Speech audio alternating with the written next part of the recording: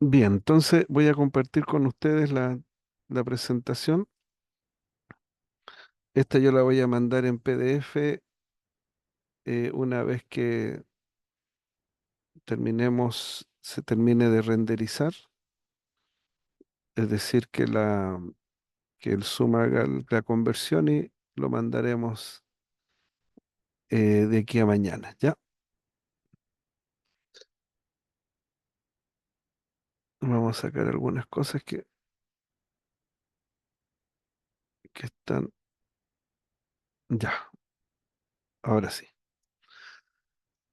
Entonces, este es un curso de liturgia que está a cargo del padre Oliver, que es el cargado de la comisión de liturgia, y a mí me ha dado la responsabilidad por los estudios que el Señor ha permitido que tenga de impartirles esta clase, ¿ya? Yo tengo un doctorado en teología católica, también una licenciatura, tengo estudios en hebreo, en griego, así que bueno, el Señor ha permitido que tengamos estos conocimientos para poder compartirlos con el pueblo del Señor. ¿Ya? Bueno, en este curso la liturgia es de lo cual se tiene que alimentar todo fiel, todo verdadero cristiano, porque en el corazón de la liturgia, que es la Eucaristía, acuérdese lo que dicen los documentos magisteriales, que es la fuente y culmen de la vida cristiana, porque en la liturgia recibimos más vida si lo hacemos con una buena disposición del corazón. En la liturgia nosotros eh, participamos del sacrificio incruento de Cristo en la cena del Señor, que también se llama la Eucaristía. Así que por lo tanto la liturgia nos permite ser lo que el Señor Jesucristo le dijo a la mujer samaritana, que dice que el Padre anda buscando verdaderos adoradores que le adoren en espíritu y le adoren en verdad. En espíritu significa que es guiado por la tercera persona de la Trinidad, porque también el enemigo, el diablo, Satanás, él también tiene una manera de imitar, de plagiar la adoración que supuestamente se le hace al Señor, pero está equivocada, tergiversada. Por eso dice que él anda buscando verdaderos adoradores que le adoren en espíritu, es decir, que sea el Espíritu Santo el que guíe la adoración del pueblo del Señor a su Dios, a su Padre. Es el Espíritu el que tiene que orientar, tiene que dar los lineamientos y lo hace a través de la palabra y también de lo que ha establecido la Iglesia. Por lo tanto, el ser guiado por el Espíritu Santo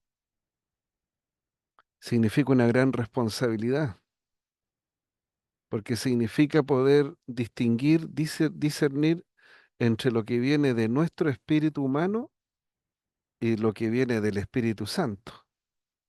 Entonces la adoración tiene que ser guiado por el Espíritu Santo, porque la adoración permite que la persona sea más santa y permite que el Padre se contente mucho más, el Padre quede satisfecho, porque la adoración es al Padre. por medio del Señor Jesucristo. Y en verdad, estoy citando las palabras de, en el Evangelio de Juan, ¿cierto?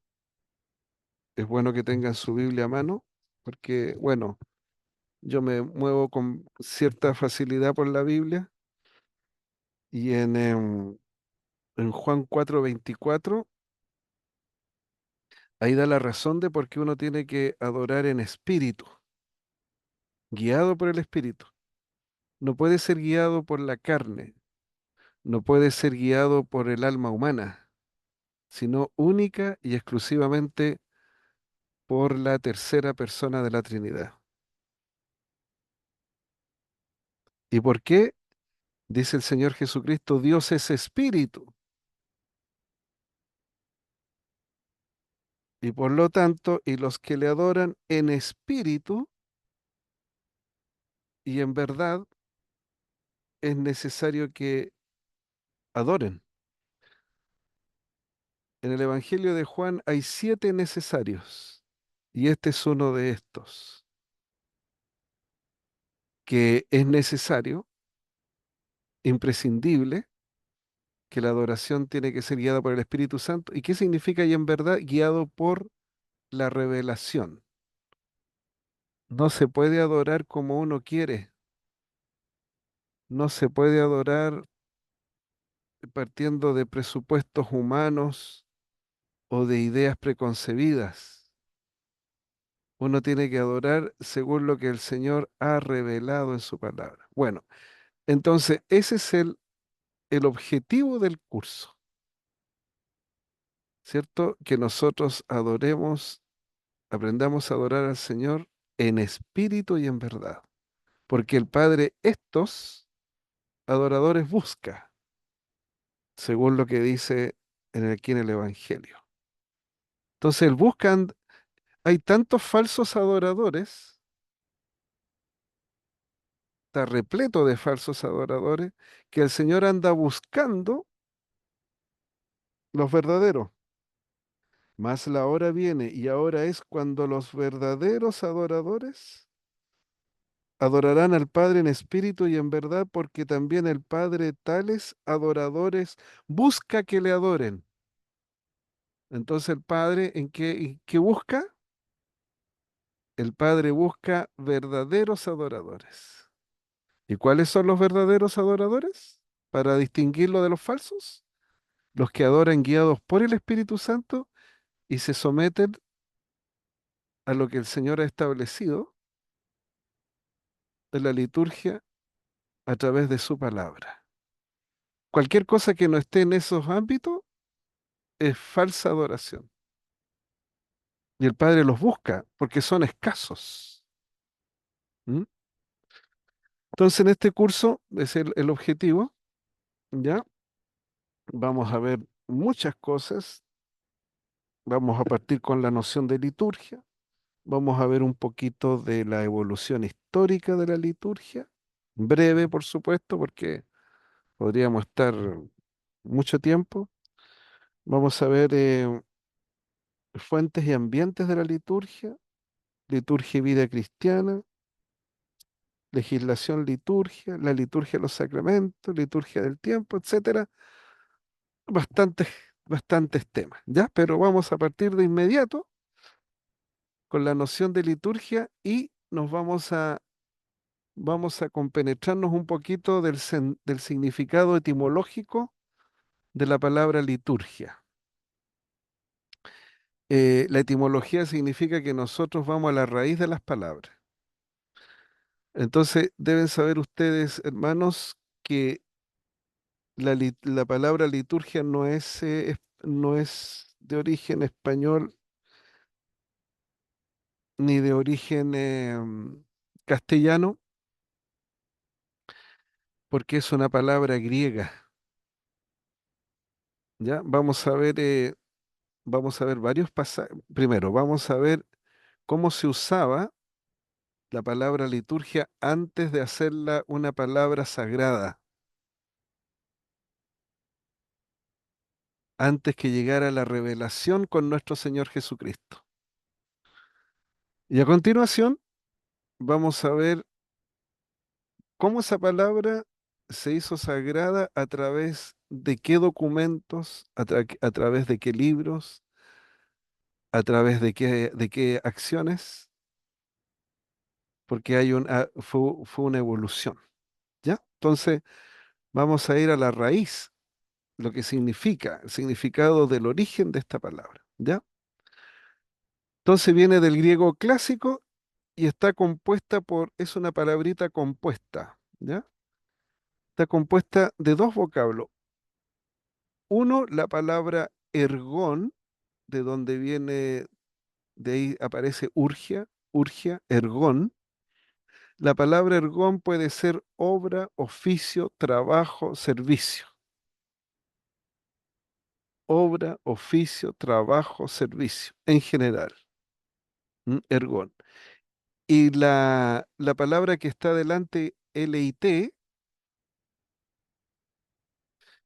viene de una palabra, otra palabra griega, leiton, que viene de la palabra laos, que significa pueblo.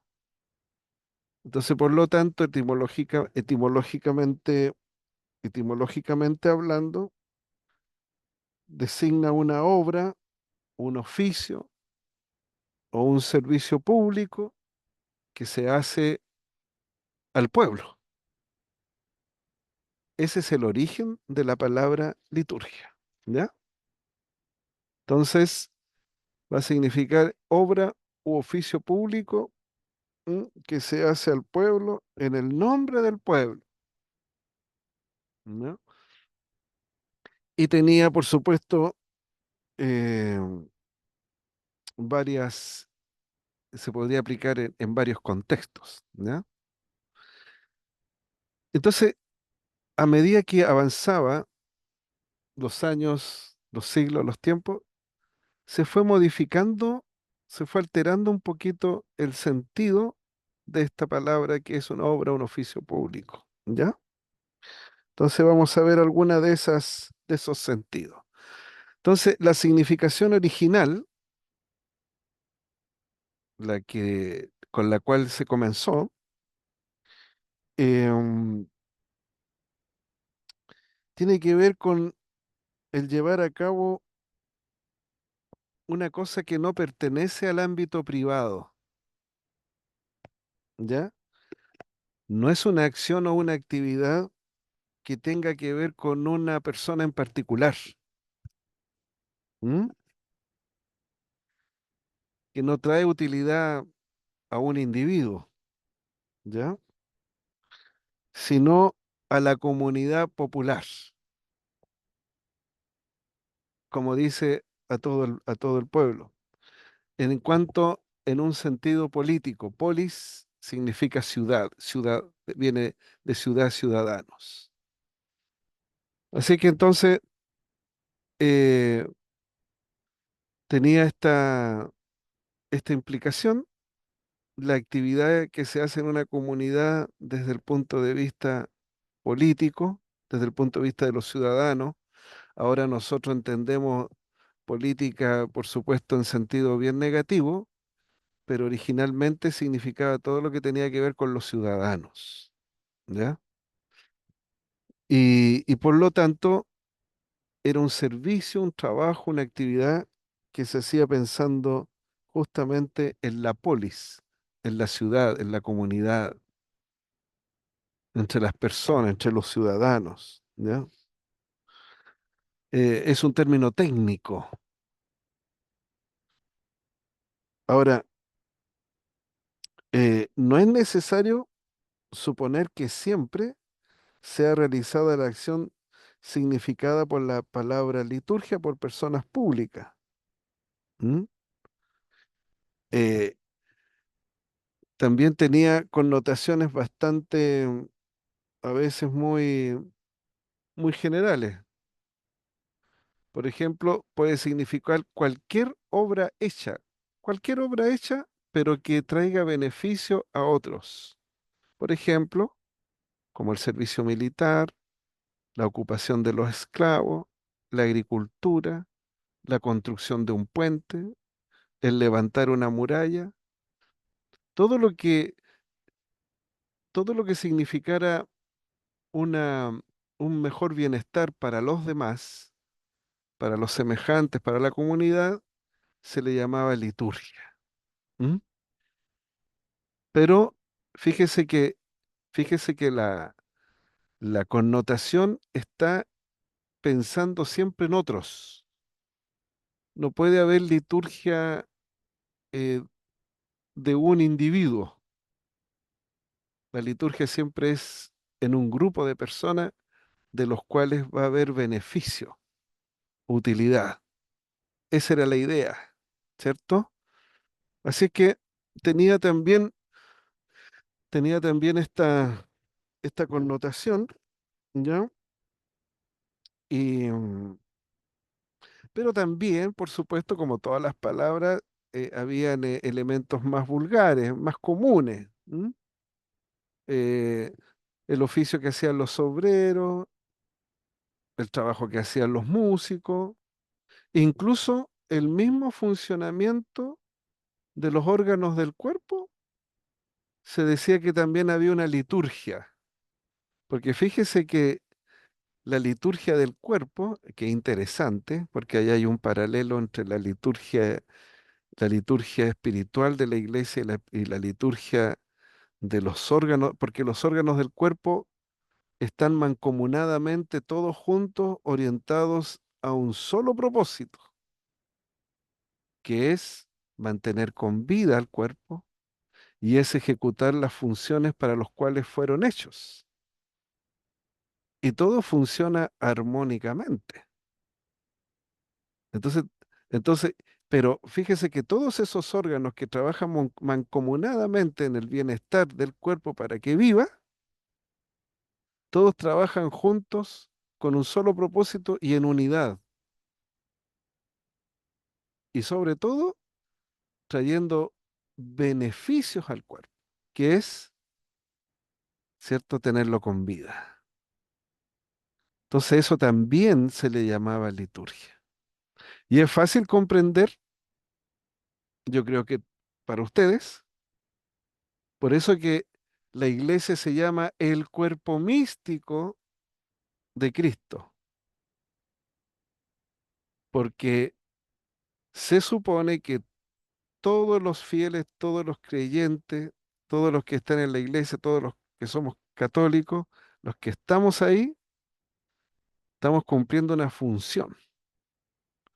Y esa función tiene que ser en unidad para mantener, ¿cierto?, viva la fe, la esperanza y el amor. ¿M?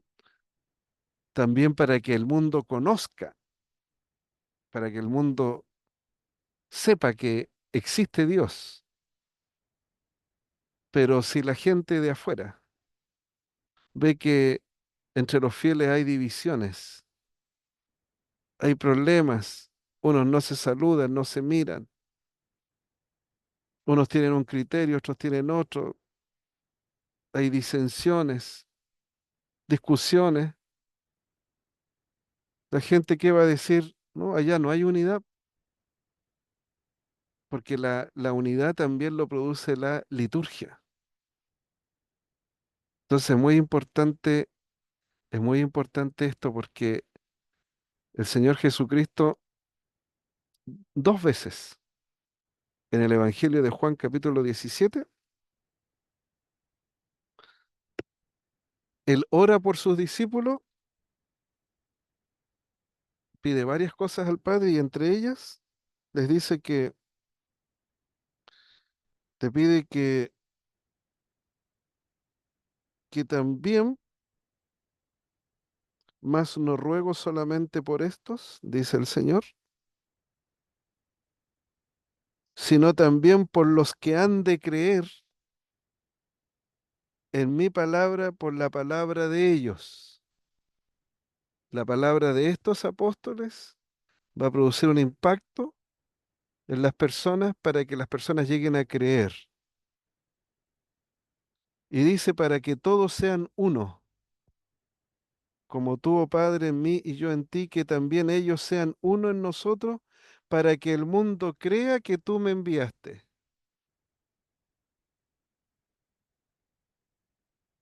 Si la gente ve unidad en la iglesia, va a decir, esta es la iglesia verdadera, aquí está Cristo, esta es la iglesia que fundó el Señor. Si es que hay unidad.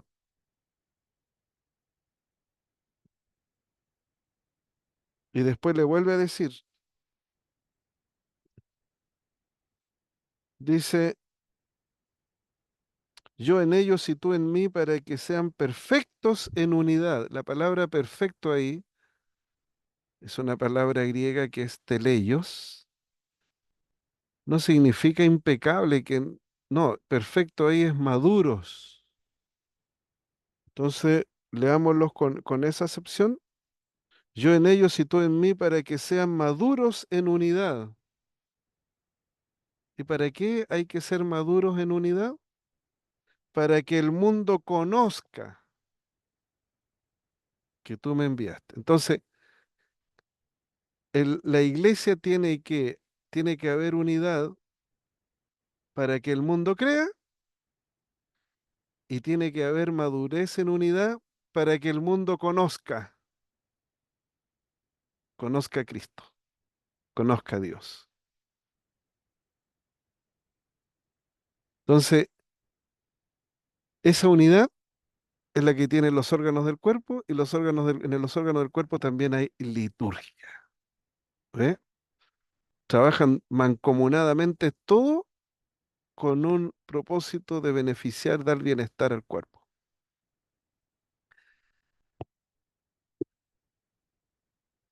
Entonces, eh, pero especialmente se encuentra este término estamos hablando del origen de la palabra liturgia. Eh, Se encuentra este término para dar a conocer los actos del culto o de la adoración, ¿ah?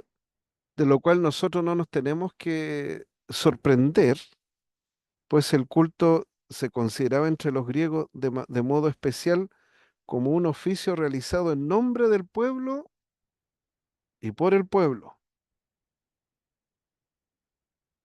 ¿Mm? Pero claro, ellos hacían el culto ¿a quién? A su panteón de dioses. Entonces, porque el Señor permite, el Señor permite que el Medio Oriente, gran parte del Medio Oriente, le llegue el idioma griego a través de las conquistas que hace Alejandro Magno. Eso se llama la helenización. ¿Mm?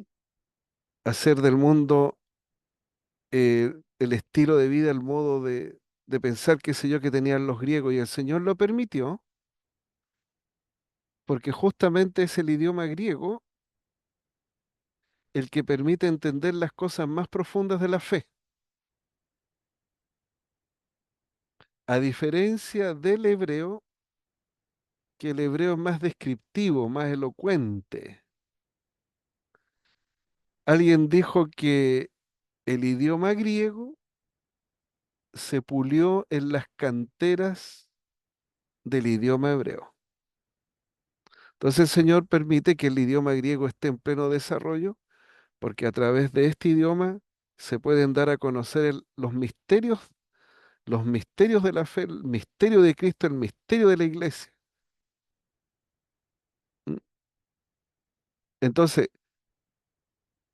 pero estamos en estos momentos en que esta palabra liturgia apuntaba también al culto que hacían los griegos a sus dioses, ¿ya?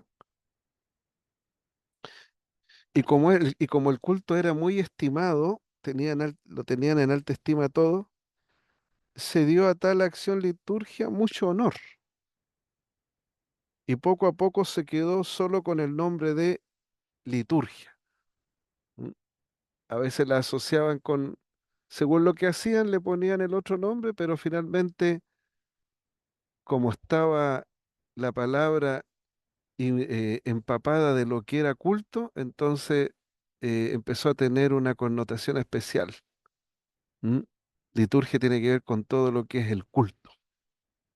¿M? Entonces ya se sacó, se sacó del trabajo público, se sacó del oficio que hacían los constructores, los que hacían los agricultores, el servicio militar, y empezó, ¿cierto?, a transitar hacia un mundo más espiritual, lentamente, pero hasta que llegó la verdad en la persona del Señor Jesucristo. Ahora uno lo usa así, incluso livianamente. Ah, sí, la liturgia. Sí, pero ¿cuánto que costó para sacar la liturgia de lo vulgar, de lo común, de lo pagano y traerlo, cierto, a la vida espiritual cristiana? Por eso que no hay que extrañarse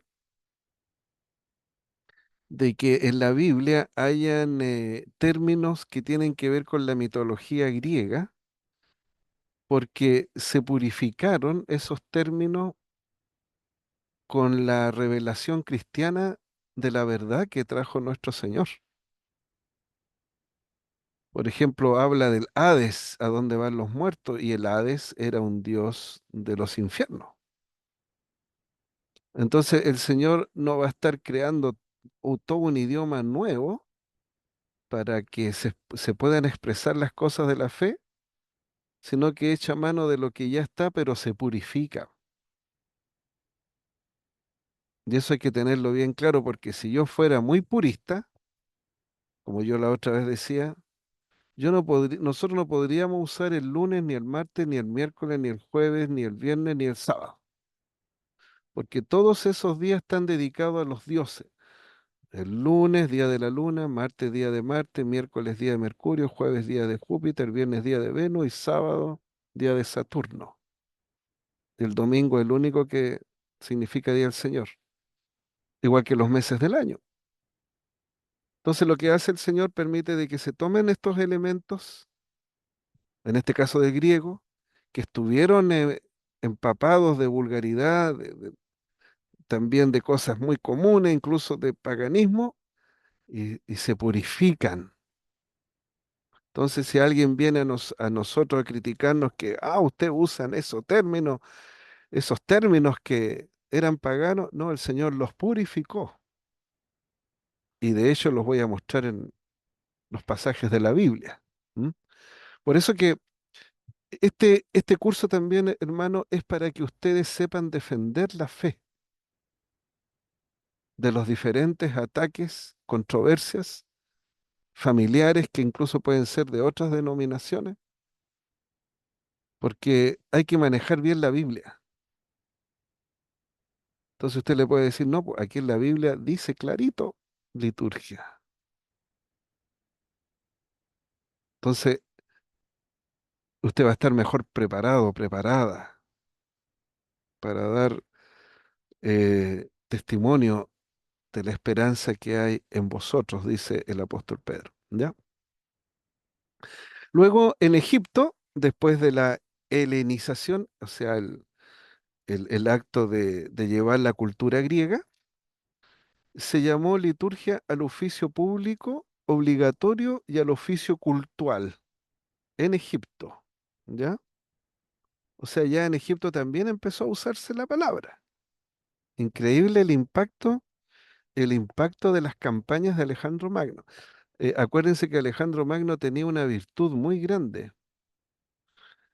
Primero, hay que decir de que su padre fue Filipo y su madre fue Olimpia, y a él le pusieron de profesor particular a Aristóteles.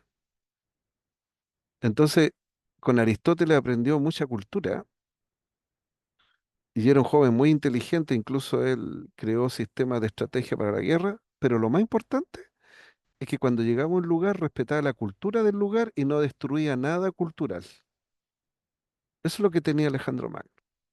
Entonces, por ejemplo, cuando llegó a Israel, respetó el tabernáculo, respetó el templo, las costumbres judías, todo. Cuando llegó a Egipto también. Entonces, esa virtud tenía Alejandro Magno. Respetaba las otras culturas. ¿M? Y por eso que se quedó esa palabrita allí en Egipto. Pero entrando ya en el mundo de la Biblia, hay una versión que se llama la Septuaginta o de los 70 que se llevó a cabo en Egipto. eh, Uno de los cuatro generales que quedaron al mando del imperio griego después que murió Alejandro Magno, se ubicó en Egipto, estuvo a cargo de la Biblioteca de Alejandría y él notó que en la Biblioteca de Alejandría le hacía falta, de todas las culturas que había, le faltaba tener en griego la Torá, es decir, el Antiguo Testamento de los judíos. Así que le mandaron 72 eruditos bíblicos, eh, 6 de cada una de las 12 tribus de Israel, 12 por 6, 72, redondeó en 70, y ellos 70 pasaron del hebreo al griego el Antiguo Testamento, y esa versión se llama los 70 o la Septuaginta. Entonces tomaban del hebreo y escribían en griego. Entonces donde ellos hallaban la palabra culto o la palabra adoración, todas las relacionadas, insertaron la palabra liturgia. Ahí introducen ese término en esa Biblia que se llama de los 70. ¿Ya? Así que significa un alto de cultual, es decir, que se rinde culto. Y se traduce por la palabra Leuturgein. ¿Mm? Está conjugado. ¿Ya? Entonces, salvo raras excepciones, el objeto de la liturgia en los 70, ahí está, por si acaso la venden, está en griego, sí. ¿Mm? Todo el Antiguo Testamento en griego, Septuaginta significa de los 70, porque fueron 70. Se escribió más o menos el 300 antes de Cristo, entre el 200, 300 antes de Cristo, ¿ya? Entonces,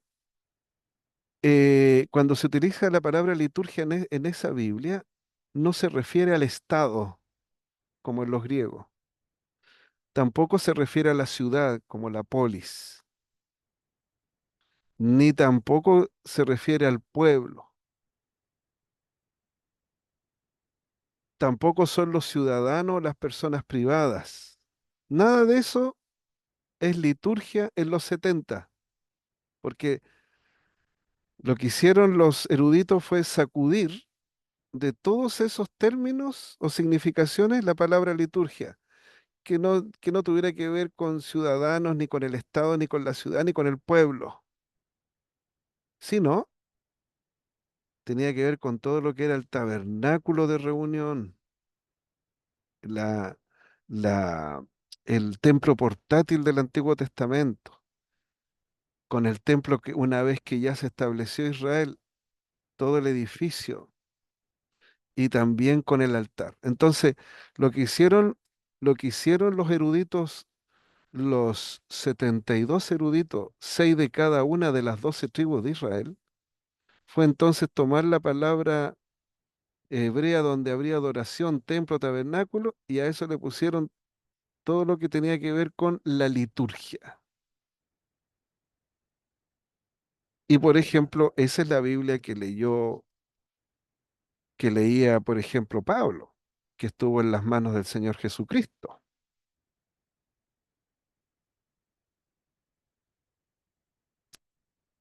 Entonces, ¿qué significa? Que la palabra la hicieron sacra, la sacralizaron.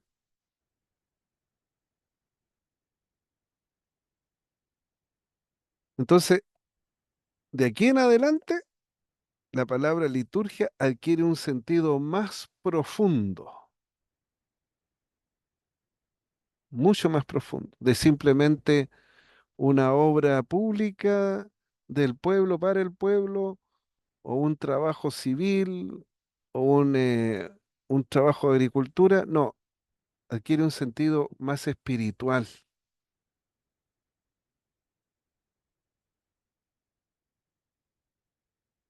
por cuanto ya no se realizaba esa acción en nombre del pueblo y por el pueblo, sino ahora en nombre de Dios y por Dios. Pero por supuesto que trajera bendición y beneficio para el pueblo. Es en el nombre de Dios y es por la acción de Dios que se beneficia al pueblo. Entonces ahí, este es el momento preciso, exacto, en que la palabra liturgia cambia su sentido. Entonces, de aquí en adelante, ella va a estar, la palabra va a estar revestida de espiritualidad, de algo celeste, de algo profundo, de algo que se hace para el Señor y por el Señor, pero también para el beneficio de la comunidad de la iglesia, o en aquel entonces de la sinagoga o del templo. Por eso yo quise partir así, para que ustedes se dieran cuenta de que fue el Señor, aquí está la mano del Señor, que hasta se preocupó de que los términos, las palabras, los vocablos estuvieran bien elegidos y, y echó mano de personas eruditas, hebreas, judías, para introducirla en la Septuaginta.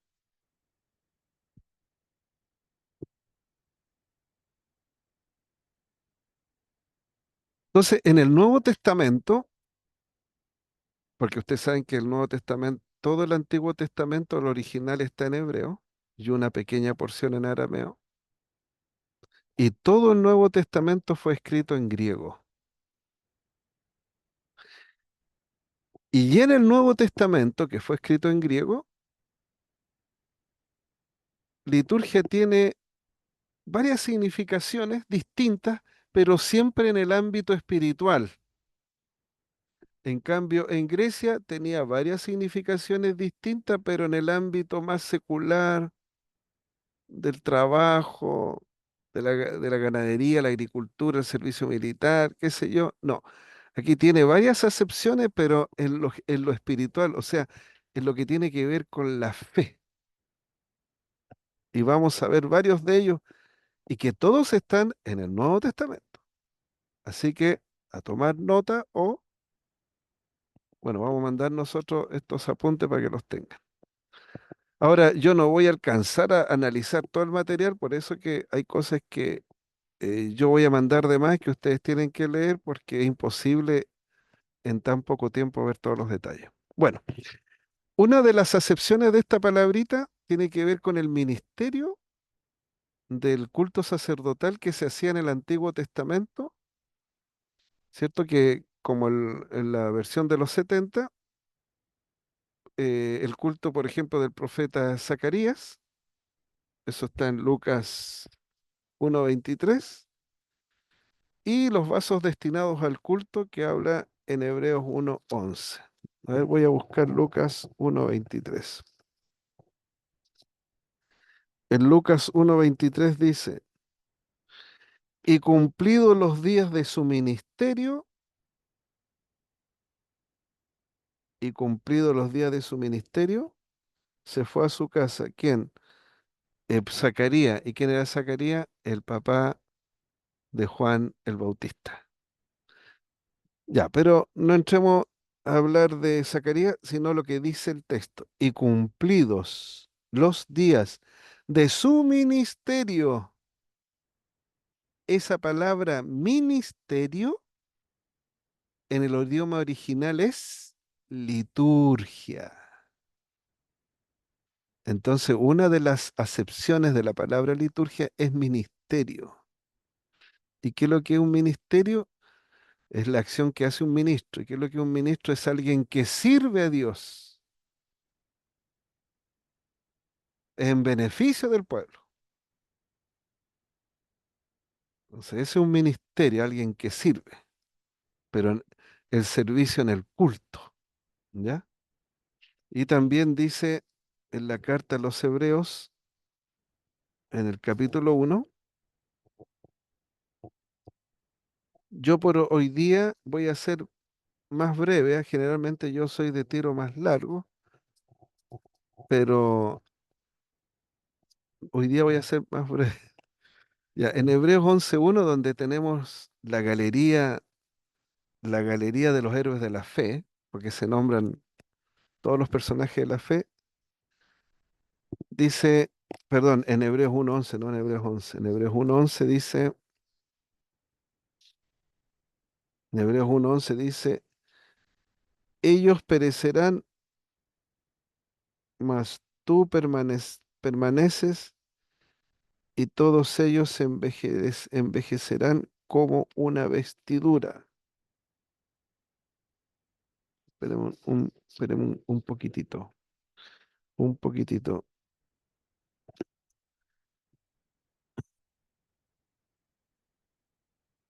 Hebreos 1:11.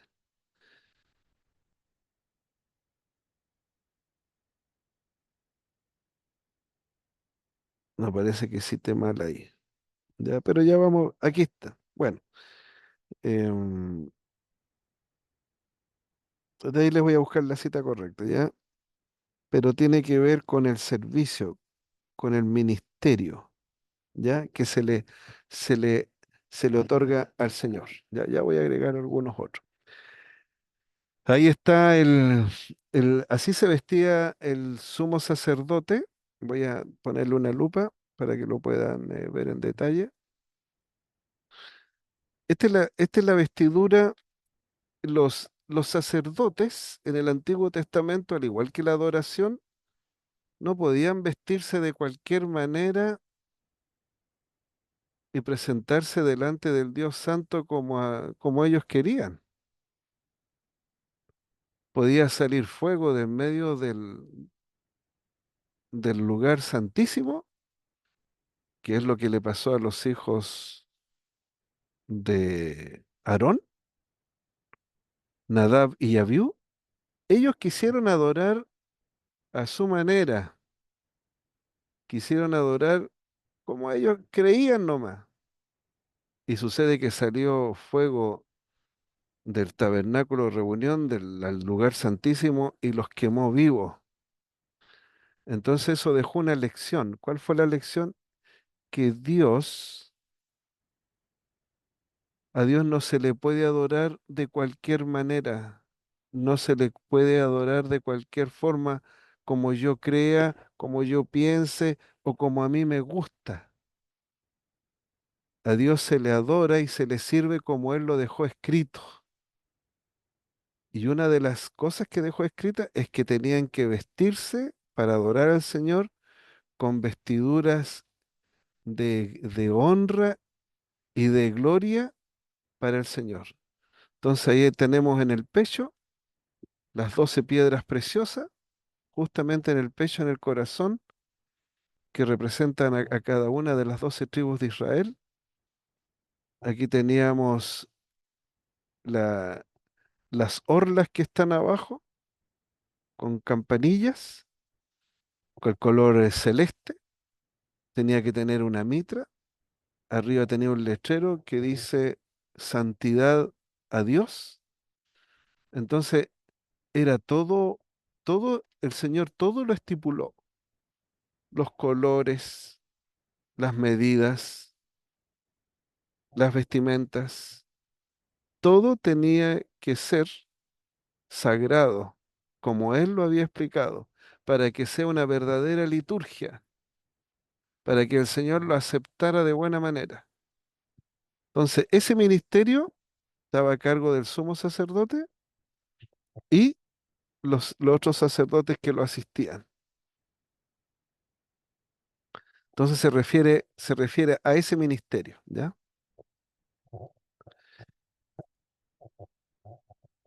El culto del ministerio sacerdotal de Cristo, acuérdense que el Señor Jesucristo fue profeta, sacerdote y rey. Y el Señor, como el sacerdocio a grandes rasgos, tenía tres funciones. Una, intercedía por el pueblo delante de Dios. Dos, ofrecía adoración al Señor. Y tres, él hablaba al pueblo de parte de Dios. Y el Señor ejerció ese ministerio sacerdotal. Adoró a su Padre, intercedió delante de Dios por los hombres y dio a conocer la palabra de su Padre a los hombres. Entonces el Señor cumplió un ministerio sacerdotal aquí en la tierra. Y ahí le voy a poner las palabras en original, la palabra que nosotros estamos estudiando. Dice en Hebreos 8:1-2, tenemos un pontífice que está sentado a la diestra del trono de la majestad de los cielos. Entre paréntesis, pontífice es una palabra que significa el que traza puentes. Claro que el Señor Jesucristo fue un puente, pontífice, porque Dios es muy limpio de ojos, dice el profeta Oseas 1:3. Dios es muy limpio de ojos para ver el pecado. El Señor tolera el pecado, pero lo castiga. Entonces, Dios estaba enojado con el hombre por su maldad y el Señor vino a hacer establecer el puente. Bien, ¿qué dice? Ministro del santuario, del lugar santo, ton agión leiturgón. La palabra ministro es la palabra leiturgón. Leiturgón es un ministro. ¿Y qué da origen leiturgón? A la liturgia. Por eso que se dice que el Señor Jesucristo es el primer liturgo, es el primero que sirvió perfectamente, el primero que adoró como corresponde. Entonces, para decir que él fue ministro del santuario, esa palabra ministro, en Hebreos 8:1-2, ahí subraya y le póngale al ladito leiturgón, ahí está la palabra liturgia. Entonces, él fue ministro del santuario y del tabernáculo verdadero que está en el cielo. Entonces, también hay otro pasaje, pero nuestro pontífice, el que trazó los puentes entre Dios y el hombre, ha recibido en suerte un ministerio, entre paréntesis en griego, leuturgia. Ah, entonces ya tenemos dos acepciones en el Nuevo Testamento, pero todas relacionadas con lo mismo. Tenemos el ministerio sacerdotal del Antiguo Testamento, ¿cierto? Como en Zacarías, y los vasos destinados al culto, tiene que ver con liturgia, y aquí tiene que ver con el ministro y con su ministerio. El ministerio es donde se va a desenvolver sus acciones, porque liturgia es un servicio, ¿cierto? Son acciones, gestos. Bueno, ya lo vamos a ver la definición. Entonces, el Señor Jesucristo hizo un ministerio tanto mejor cuanto Él es mediador de una más excelente alianza o pacto concertada sobre mejores promesas. Se los voy a leer de la misma palabra. Dice, pero ahora tanto mejor ministerio es el suyo cuanto es mediador de un mejor pacto establecido sobre mejores promesas. Entonces, un mediador perfecto, excelente, y su ministerio de mediador está basado en promesas mucho mejores y promesas que el Señor ha cumplido y va a seguir cumpliendo. Entonces, la palabra ministerio es leuturgia, de ahí viene liturgia. Entonces se refiere al culto, al oficio sacerdotal del Señor Jesucristo. ¿Mm? Estamos viendo ya la palabra liturgia en la Biblia, en el Nuevo Testamento. Entonces, es natural esto ya que, qué es lo que hace el apóstol Pablo, el que escribió el Hebreo? Compara el ministerio que tenían estos sacerdotes, ¿cierto? Del Antiguo Testamento con el que tiene Cristo en el Nuevo Testamento. En realidad, se dice de que el sacerdocio del Antiguo Testamento es una figura o es un tipo del sacerdocio del Señor Jesucristo. O sea, eso eran figuras que anticipaban lo que iba a venir. Son símbolos, figuras que anticipaban que vendría el Cristo. Y el Señor Jesucristo tiene a las 12 tribus de Israel en su corazón, como las 12 piedras preciosas ahí en la foto están puestas en el pecho del, del sumo pontífice o sumo sacerdote.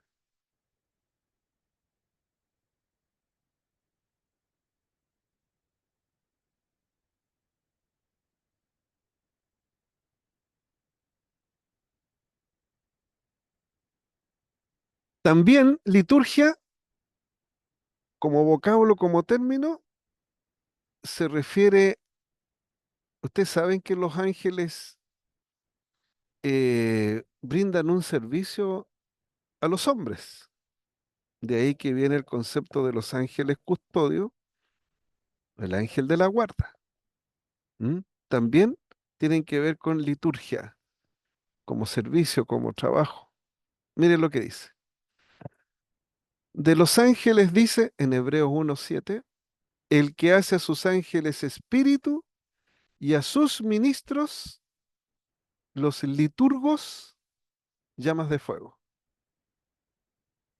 Entonces, ¿por qué los ángeles son llamados liturgos? Porque ellos trabajan arduamente para el Señor en beneficio ¿de quién? De los hombres. Y trabajan en unidad. El concepto de liturgia. Recuerden que lo que nos quedó del concepto común, pagano, secular, era de que se hacía una acción en beneficio de otros. Es la esencia, la nota esencial de la liturgia. ¿Y qué es lo que hacen los ángeles? ¿Por qué son liturgos? Porque hacen un servicio a nosotros. Hacen un servicio al Señor. Por lo menos en los evangelios, en 7 oportunidades, número 7, el número del Espíritu Santo manifestado aquí en la tierra, el número 7 tiene que ver con perfección espiritual. Aparece en 7 ocasiones la ayuda de los ángeles en la vida de nuestro Señor Jesucristo. Un ángel le aparece cuando le da a conocer a María que está esperando que va a venir la sombra del Altísimo y la cubrirá con su poder y que engendrará al Santo de Israel, ¿cierto? Le anuncia.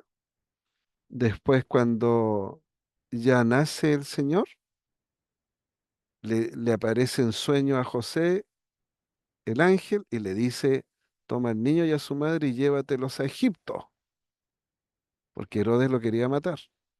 Después, cuando estaban en Egipto, le dice el ángel, ya murió el que procuraba su muerte, devuélvete a Palestina, se devolvió, Ahí llevamos tres. Después hay un silencio hasta que el Señor es tentado, termina la tentación con el demonio y viene vienen ángeles a asistirle, porque tuvo 40 días y 40 noches sin comer. Después el Señor en el huerto Getsemaní, cuando ora intensamente a su Padre, porque viene la cruz, va a ser desamparado por su Padre y le caen grandes sudor como grandes gotas de sangre y le asiste también un ángel. Cuando en la cruz estaban dispuestos los ángeles a hacer algo, no pudieron hacer nada porque el Señor tenía que morir. Pero cuando el Señor resucita y entra María Magdalena a la tumba, ve dos ángeles, uno a los pies y uno a la cabecera. Y finalmente, cuando el Señor asciende, a cada lado hay ángeles que lo van llevando hacia la casa del Padre. Si usted cuenta, son siete los que dicen los evangelios. Entonces,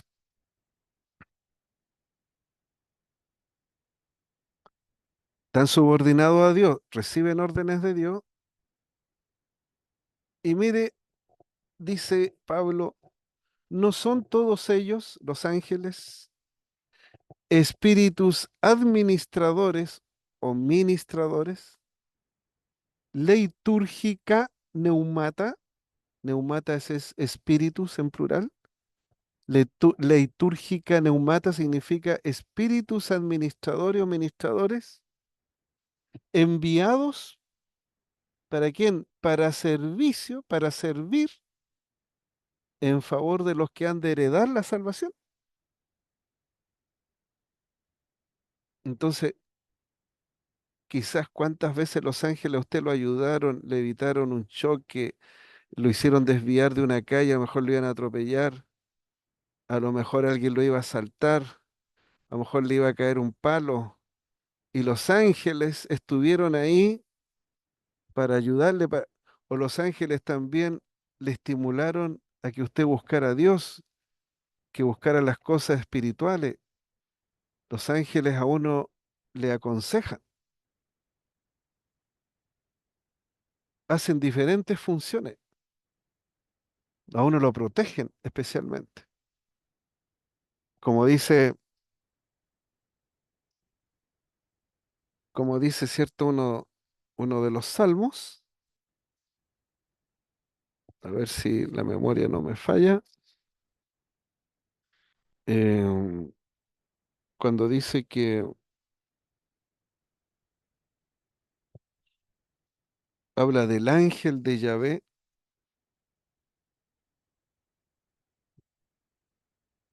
que dice que el ángel de Yahvé estará, acampa alrededor de los que le temen y los defiende. ¿Quién? El ángel acampa. ¿Y qué significa acampar? Que está ahí estacionado. Y ese es una liturgia porque está haciendo un servicio. ¿Para quién? Para nosotros, para la iglesia. O sea, está buscando un bien para otros. La nota esencial del concepto de liturgia. ¿Mm?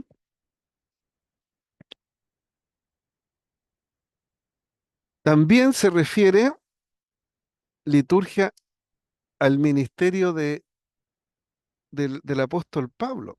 Acuérdese que el apóstol Pablo perseguía a los cristianos y en Hechos capítulo 9 nos relata Lucas, que escribió el libro de los Hechos, que cuando iba camino a Damasco, le apareció el Señor Jesucristo resucitado,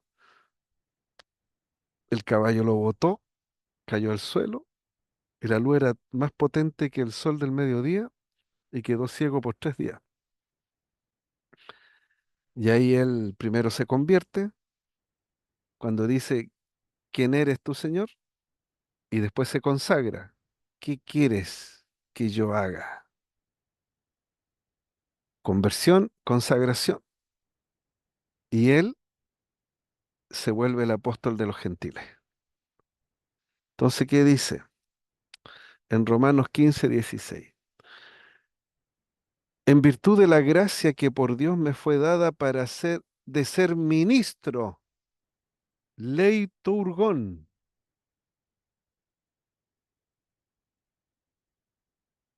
leiturgón, ministro que sirve para el beneficio de otros, en el nombre de Dios y por Dios, de Jesucristo entre los gentiles, encargado de un ministerio, leiturgión, sagrado en el Evangelio de Dios para procurar que la oblación o la ofrenda de los gentiles sea aceptada, santificada por el Espíritu Santo. Pero lo que me importa a mí ahí es la palabra ministro y ministerio. Las dos tienen su origen en o significan la palabra liturgia. ¿Ya? Entonces, ahora, este ministerio del que habla el apóstol, esta liturgia de la que habla el apóstol Pablo, está relacionada con el culto en este caso, y por lo mismo, San Pablo es ministro en él con carácter cultual, sacerdotal. El Padre recibe el sacrificio de los cristianos, Jesucristo se lo ofrece por el ministerio de San Pablo, el Espíritu Santo lo santifica y lo consagra. ¿Mm? Y el mismo sentido cúltico sacrificial, perdón, se encuentra en Filipenses 2:17. Filipenses 2:17. A ver, lo voy a leer. Lo último que voy a citar, Filipenses 2:17.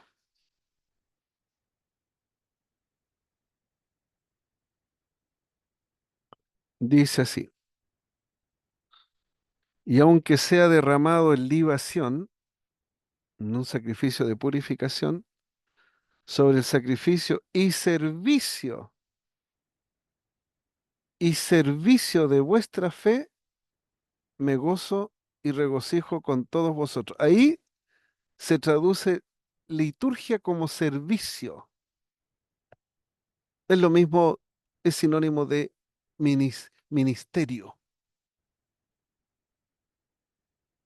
Un servicio que se hace en el nombre del Señor, se hace por las energías o por la fuerza, por el poder de Dios, pero en beneficio de la comunidad y de los demás. ¿Ya? Así que, y por supuesto el Espíritu Santo lo santifica y lo consagra. Bien, hermanos, voy a llegar hasta ahí hoy por hoy día. Ya la próxima le vamos a poner un poquito más de tiempo, así que voy a parar la grabación por si acaso.